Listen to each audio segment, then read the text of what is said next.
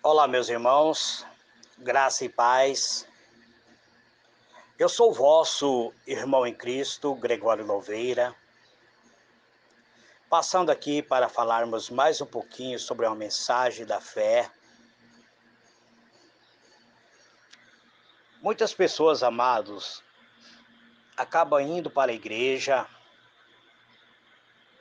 coloca sua fé em Jesus, volta para suas casas, espera alguma mudança e muitas vezes essa mudança não acontece de imediato. Então, essas pessoas muitas vezes nos interrogam dizendo: acabei de colocar a minha fé em Jesus, agora o que é que faço?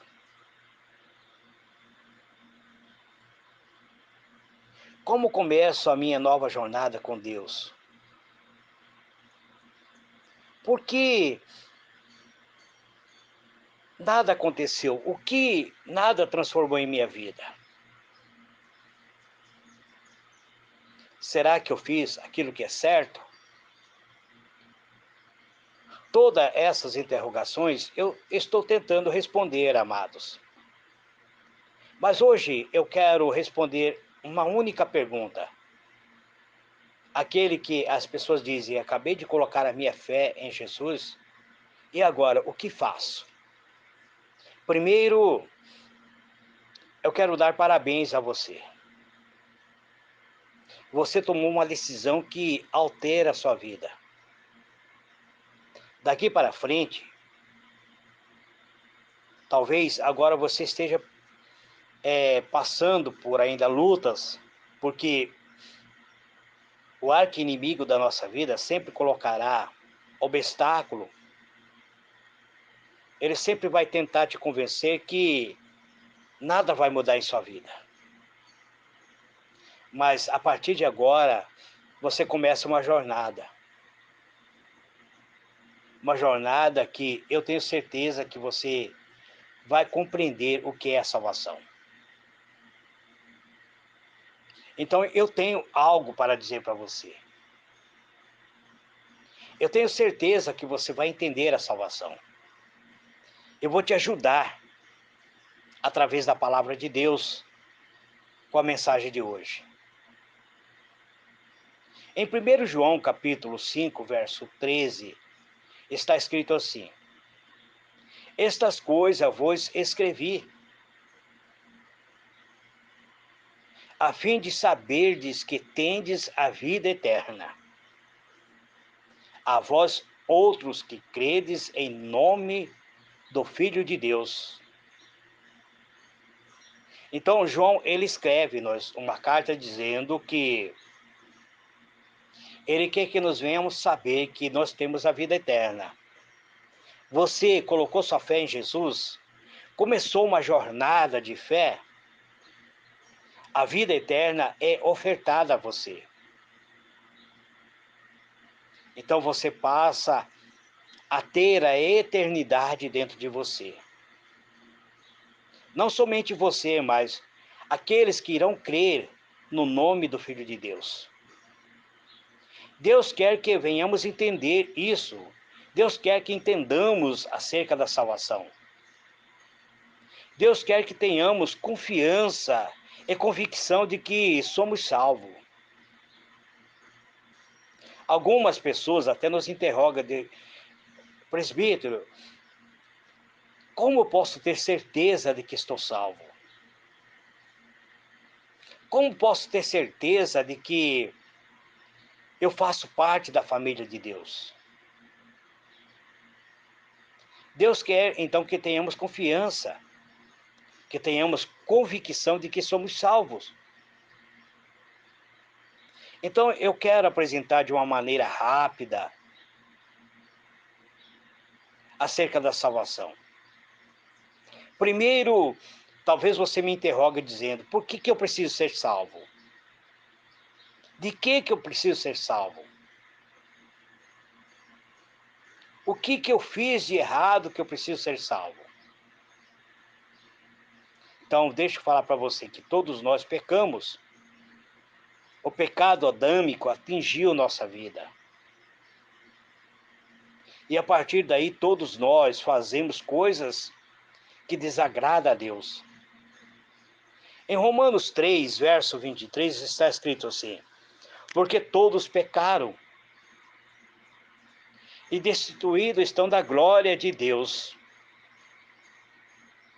Então todos nós, por meio do pecado adâmico, pecado lá consumado no jardim do Éden, esse pecado atingiu a nossa vida. Então todos nós estamos fora do plano de Deus. Fomos afastados da presença de Deus. Fomos destituídos da glória de Deus. Mas o versículo 24 diz: agora sendo justificado gratuitamente pela sua graça, mediante a redenção que há em Cristo Jesus. Então, Cristo veio e pagou o nosso resgate e nos trouxe de volta ao lado de Deus. E Ele nos dá a justificação de que agora, mediante essa redenção, mediante esse sangue derramado na cruz, nós podemos ter novamente contato com o nosso Deus. Então podemos fazer parte participar da salvação. Sabemos que a humanidade toda foi atingida com o pecado adâmico, e por causa desse pecado, toda a humanidade passa a merecer o castigo, a separação eterna de Deus. Em Romanos 6, verso 22 e 23, está escrito assim: mas agora, liberto do pecado, é feito servo de Deus, tendo o vosso fruto para a santificação e por fim a vida eterna. Veja bem, agora nós estamos libertos, por meio do sangue de Cristo, nós estamos libertos do pecado. Antes nós éramos servos de Satanás, agora somos servos de Deus. Antes nós estávamos destinados à condenação eterna, mas agora nós temos um fruto para a santificação. E temos uma promessa de uma vida eterna. Aí o versículo 23 diz: porque o salário do pecado é a morte, mas o dom gratuito de Deus é a vida eterna em Cristo Jesus. Então, antes nós estávamos predestinados à morte eterna. Quando nós fizéssemos a passagem desta vida para o porvir, não havia esperança para nós. Mas agora, por meio de Cristo, nós temos o dom da vida eterna. A vida eterna passa a ser ofertada a cada um de nós. Então nós temos que entender uma coisa, que Jesus morreu na cruz para pagar o castigo que nós merecíamos, que pertencia a nós. O castigo do nosso pecado. Então, por causa do pecado adâmico, todos mereciam a morte. Mas Jesus morreu em nosso lugar. Ele tomou o castigo que nós merecíamos. Ele morreu, mas a morte não teve domínio sobre ele, então ele ressuscitou. A sua ressurreição provou que a morte de Jesus foi suficiente para pagar o nosso pecado. Então vamos ler o que está escrito no livro de Romanos, capítulo 5, verso 8 e verso 21. Diz assim: mas Deus dá a prova de seu amor para conosco, em que quando éramos ainda pecadores, Cristo morreu por nós. Então, Cristo não morreu por uma pessoa justa, nós não havíamos nos arrependido do nosso pecado. Para nós estava destinado o fogo eterno. Então Deus prova esse amor que Ele tem por cada um de nós, entregando o seu único filho para morrer por nós quando ainda nós estávamos distanciados dele, quando ainda nós estávamos no pecado. Ele morreu por nós.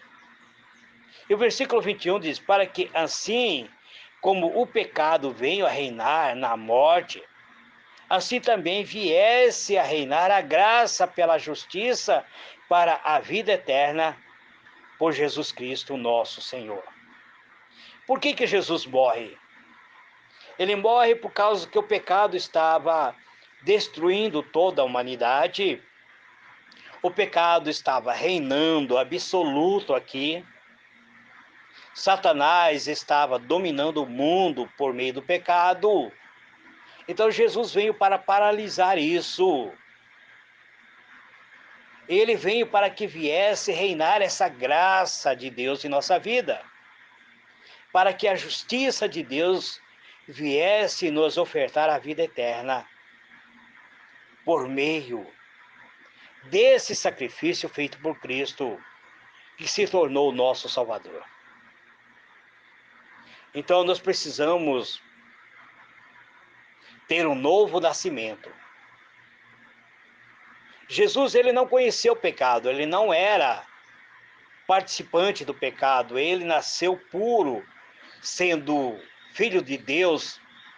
Ele não havia pecado, mas Deus fez com que todo o nosso pecado viesse sobre ele, para que nele, por intermédio dele, nós fôssemos feitos justiça de Deus. Para que, por intermédio de Cristo, nós viéssemos ser agora considerados justos por Deus. Porque diante de Deus, o ser humano não tinha como se justificar. Não tinha como ele dizer: ah, Deus, eu sou um homem bom. Porque o pecado dominava ele.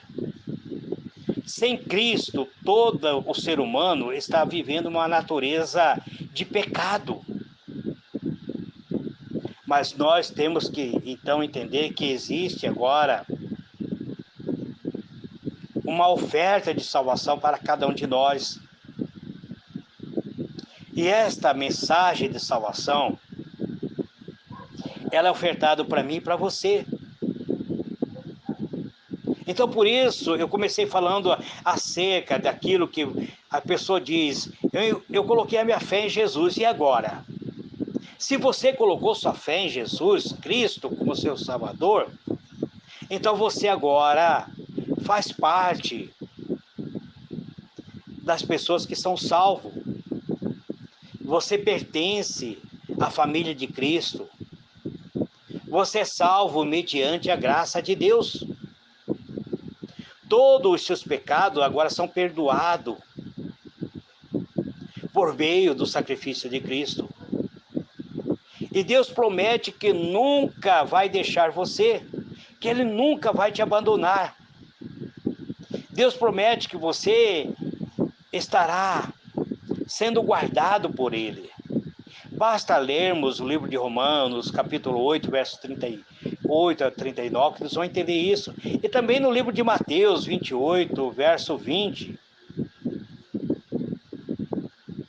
Deixa eu falar uma coisa para você, meu irmão, minha irmã. Lembre-se que a sua salvação, ela está segura somente por meio de Cristo Jesus. Somente Jesus pode te ofertar a salvação.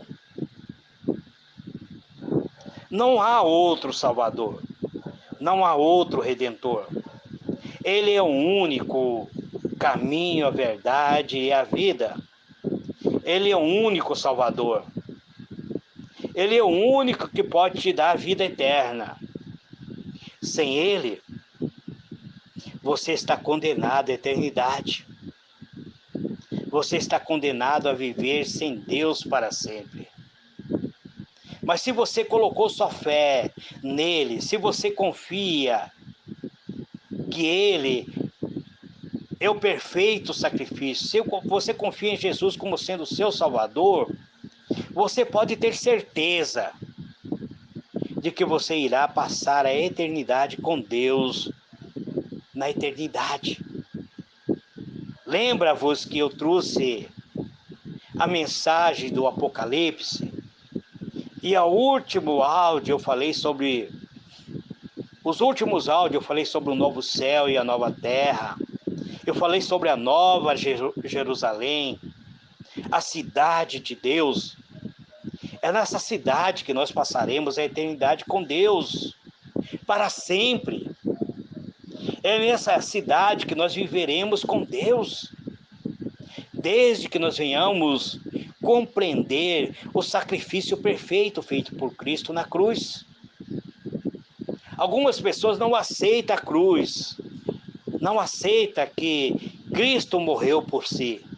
Então essas pessoas estão banidas para sempre da promessa da salvação eterna. Então precisamos agora compreender que se nós colocamos nossa fé em Cristo, nós começamos uma jornada de fé. E nessa jornada de fé, nós precisamos tomar algumas atitudes. Qual é a atitude que eu tenho que tomar? Qual é a atitude que você, meu irmão, minha irmã, tem que tomar?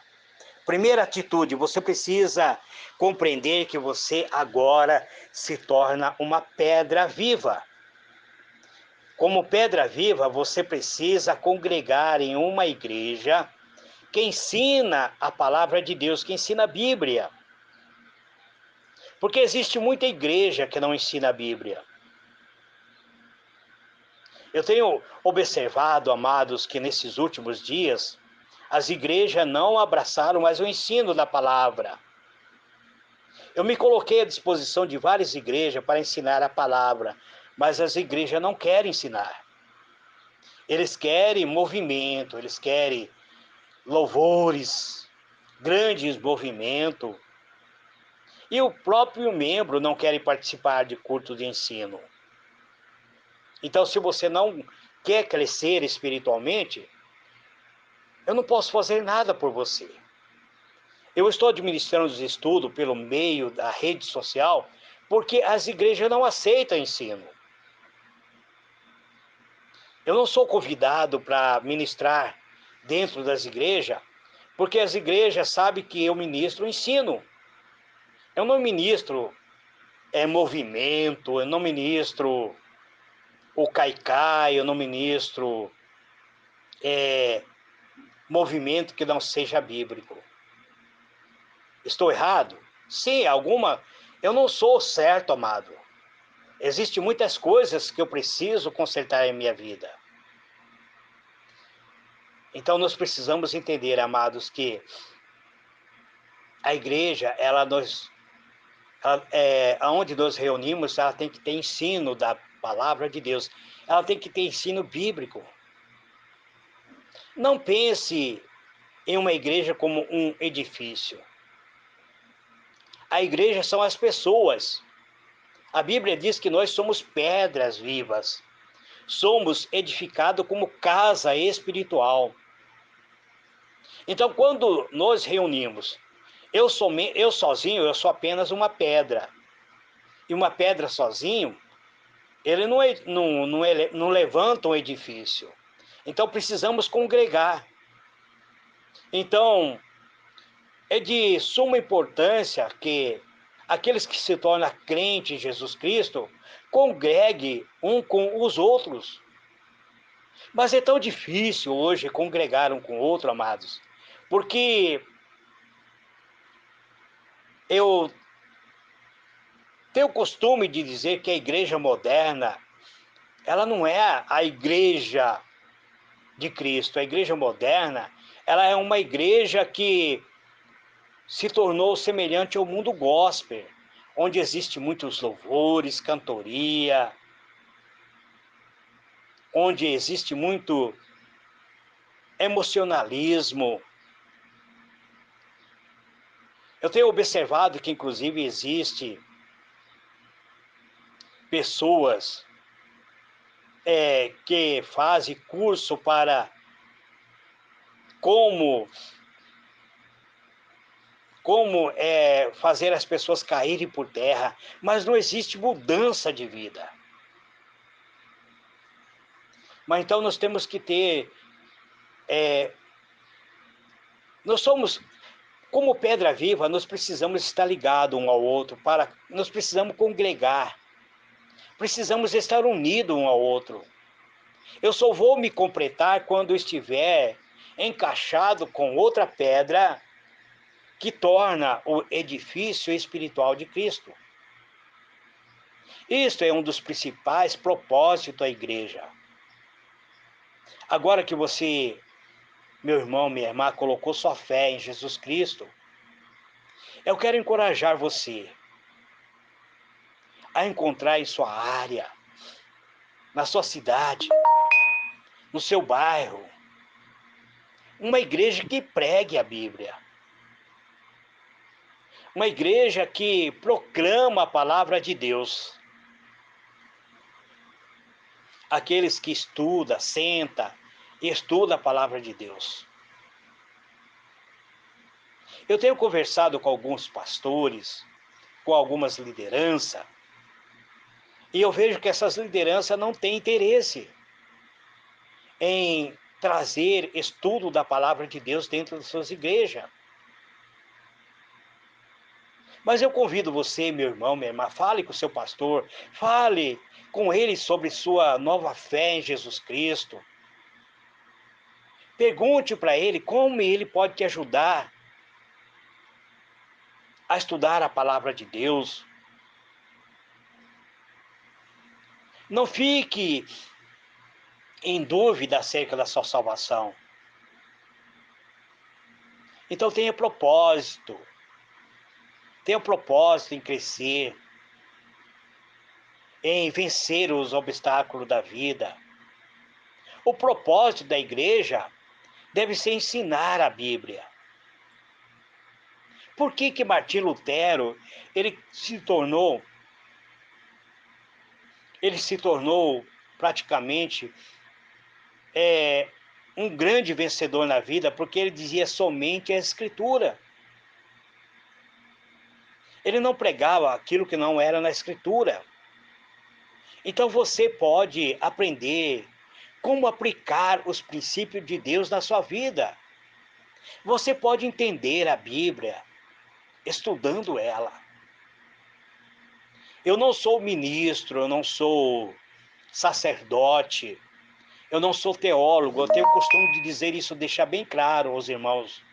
Eu não tenho uma formação acadêmica, eu sou estudante da Bíblia. Eu estudo a Bíblia. Mas aquilo que eu aprendo, aquilo que eu entendo por meio da Bíblia, eu procuro transmitir para os irmãos. Então, a Bíblia ela é essencial para a nossa vida, para termos uma vida cristã forte, uma vida abundante, uma vida vibrante. Tenha certeza, amados, que a Bíblia ela é a própria palavra de Deus. A Bíblia ela é a voz de Deus, é Deus falando comigo e com você.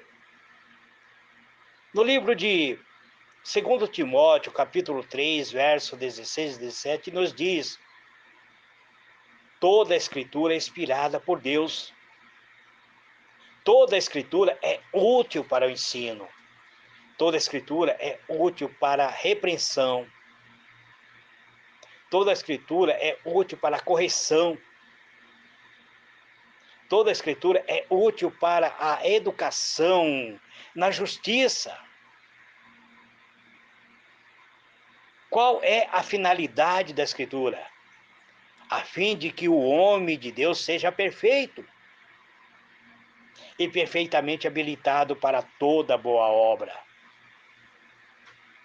Lembra-vos da mensagem que eu trouxe falando sobre fé e obra? Aqui aparece novamente que o homem precisa ser habilitado para toda boa obra. Esse é o propósito da igreja. O propósito da igreja não é somente adoração. A adoração é a nossa expressão de gratidão a Deus por tudo que Ele tem feito. Mas nós temos que saber o nosso direito como servo de Deus. Nós temos que saber aquilo que Deus reservou para cada um de nós. Deus nos sustenta. Deus nos guia, Ele nos dirige como ao rumo da vida eterna. Então, como poderemos ser ingrato a Ele se Ele nos dá tudo, amados? Por que nós somos tão ingratos a Ele? Ele quer nos dar uma vida de santidade. Por que Ele quer nos dar essa vida de santidade? Porque Ele é santo. Deus é santo. Deus é justo, Ele é amoroso, Ele é misericordioso, Ele é cheio de graça.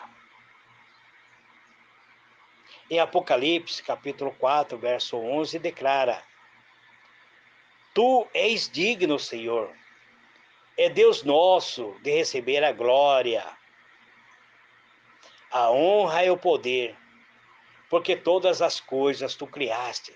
Sim, por tua vontade vieram a existir e foram criados. Você compreende isso, meu irmão? Você consegue compreender que quando você coloca a sua fé em Jesus, você passa a ser uma nova criatura? E sendo uma nova criatura, você precisa ter comunhão com o seu Criador. Então reserve um tempo todo dia para ter essa comunhão com Deus. É muito importante, amados, que tenhamos tempo, cada dia, para nos comunicar com Deus. Eu costumo chamar essa comunhão que nós temos, esse tempo que nós temos a sós com Deus, de nosso devocional diário. Inclusive, eu tenho uma mensagem que eu chamo ela de devocional diário, que é o pedacinho do maná dos céus. Então, amados, precisamos ter essa comunicação todos os dias, todo amanhecer. Não saia da sua casa sem antes pedir a orientação de Deus. Eu entro no meu serviço 6 horas da manhã, mas eu levanto 3 horas todos os dias. Pelo menos, se eu não levanto, meu celular desperta 3 horas e eu oro a Deus. Eu entro em contato com Deus. Eu chamo esse momento de devocional, porque é um tempo em que nós estamos a sós com Deus. Alguns preferem reservar tempo na manhã, enquanto outros preferem à noite. Eu tenho o costume de orar, geralmente, de gravar a minha mensagem à noite, mas eu tenho o costume de orar pela manhã. Eu não saio da minha casa sem antes dizer: Senhor, eis-me aqui, estou saindo do meu lar, a minha vida te pertence. Estou saindo para o meu trabalho, proteja-me na jornada, no caminho, na estrada, no ônibus. Há poucos dias, no ônibus que eu estava, ele teve um outro caminhão, fechou ele, e se o motorista não estivesse atento, ele tinha batido na traseira do caminhão. Eu acredito que seja livramento de Deus. Então, meu irmão, não importa como você chama esse tempo de devocional ou quanto você faz isso. O que realmente importa é que você entre na presença de Deus, que você ocupe seu tempo com Deus, que você tenha compromisso de ter um tempo com Deus. E esse tempo também é necessário que você ore a Deus. A oração é você conversar com Deus. Oração simplesmente é conversar com Deus, é falar para Deus, contar para Deus seus problemas, seus dilemas, comunicar para Ele seus segredos, sua necessidade. Ah, presbítero, eu estou doente, então converse com Deus, fale para Deus Conte para Deus: Senhor, estou doente, Senhor. Estou abatido, estou enfermo. Ah, a porta se fechou. Eu necessito que o Senhor abra a porta. Eu estou no vermelho, minha finança está. Eu não tenho mais poder de compra. Converse com Deus sobre suas preocupações, sobre seus problemas. Peça a Deus que lhe dê sabedoria, que guie você. Peça que Ele providencie por você aquela necessidade que você necessita. Diga a Deus quanto você o ama, quanto você aprecia tudo que Ele fez por você. Isto é uma oração.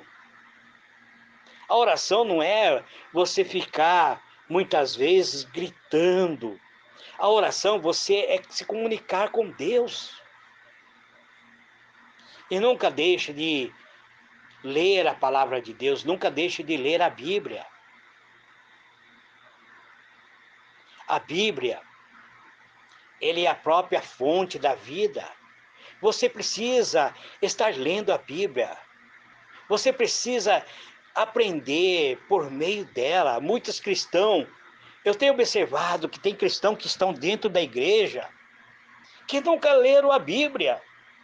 Estão lá há muito tempo, desceram as águas bastimais, foram batizados, se tornaram cristãos assíduos, são dizimistas, mas nunca leram a Bíblia. A Bíblia contém tudo o que você precisa. Tudo aquilo que você precisa saber para viver uma vida cristã de sucesso. A Bíblia, ela contém a luz da palavra de Deus. A Bíblia, ela é o guia, ele é o manual da nossa vida. Ele nos ensina a tomar decisões sábias. Ele nos ensina como conhecer a vontade de Deus. Algumas pessoas estão dizendo assim: ah, Deus fala comigo. Deus, ele fala conosco através da Bíblia, amado. Deus, ele nos mostra o caminho da vida por meio da sua palavra. A palavra de Deus, ela é essencial, ela é um manual de instrução de Deus, de como podemos viver a nossa vida de uma forma que agrada a Ele, de como nós podemos ser felizes. Isso nos aproxima de Deus, Ele faz com que tenhamos relacionamento, até ter um relacionamento eficaz no nosso lar, na nossa família, com os nossos familiares. A Bíblia nos ensina a amarmos nossos filhos, amarmos nossa esposa, a esposa amar o marido, a respeitar um ao outro. Em 1 Coríntios, capítulo 15, verso 33, nos diz: não vos enganeis, as más conversações corrompem os bons costumes. Então a Bíblia está cheia de advertência sobre as influências que as pessoas más têm em nossas vidas. Passar tempo com aqueles que se engajam nas práticas pecaminosas fará com que sejamos tentados por essa atividade. Fará com que o nosso caráter seja um caráter pervertido. Então não se associe com pessoas que vivem na prática da mentira. Então a Bíblia nos ensina isso, amado. Você precisa compreender isso. Você precisa compreender isso, minha irmã, para ser vencedor, para vencer o obstáculo da vida. Então, você deve abandonar aquilo que te prende ao mundo secular. Ah, Gregório, eu tenho amigos que não são cristãos, amigos que me levam muitas vezes ao caminhos que não é a igreja. Então afaste desse amigo. Diz para ele: olha, eu sou uma pessoa diferente, eu sou cristão. Você quer me acompanhar na igreja? Eu estou indo para adorar a Deus. Estou indo para adorar ao Senhor. Convida esse amigo a andar lado a lado com você. Mas não siga o caminho tortuoso que ele está te levando, meu irmão, minha irmã. Agora eu quero dizer para você: você colocou sua fé em Jesus? Então você também precisa, depois de estudar a Bíblia, de compreender a salvação por meio de Cristo, você precisa também ser batizado. Muitas pessoas entendem mal o significado do batismo. Então, algumas pessoas, há pouco tempo atrás, estava conversando com uma irmã, ela disse: presbítero Gregório, eu pequei, eu caí em pecado, e agora estou fazendo um novo curso. É a sexta vez que eu vou me batizar. Eu vou me batizar por causa que é a sexta vez que eu caio em pecado. Então, amado, a pessoa não compreendeu a Bíblia. Não compreendeu, porque o batismo não tem o poder de salvar. O batismo ele não tem o poder de salvar você. O batismo não salva. O batismo não lava o seu pecado. O batismo é uma simples, ele é um simples passo de obediência. É uma proclamação pública de sua fé em Cristo.